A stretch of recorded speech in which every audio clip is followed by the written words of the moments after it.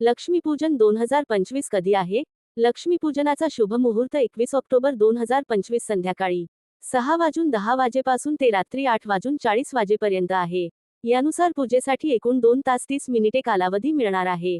संध्याकाळी 7:44 वाजेपासून ते रात्री 9:17 वाजेपर्यंत चौघडी लाभ कालावधी आहे.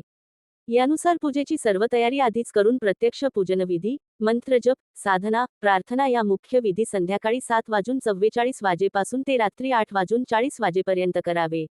याच काळात वृषभ हे स्थिर लग्नही आहे. लक्ष्मीपूजन विधी होत असताना चांगली चौघडी आणि स्थिर लग्न दोन्ही गोष्टी महत्त्वाच्या असतात. लक्ष्मीपूजनामध्ये या गोष्टी असणं आवश्यक.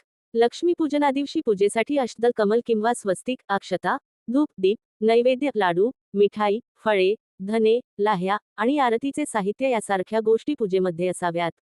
तसेच गणपती देवता, भगवान कुबेराची मूर्ती किंवा प्रतिमा, काही पारंपरिक पदार्थ जसे की शिंगाडा, करंजी, सीताफळ इत्यादी गोष्टींचा समावेश करावा. लक्ष्मीपूजेची सामग्री: देवतेच्या मूर्ती, प्रतिमा, लक्ष्मीमाता आणि कुबेर देवतेची मूर्ती किंवा प्रतिमा. अक्षता आणि फुले, अक्षतांनी बनवलेले अष्टदल कमल किंवा स्वस्तिक.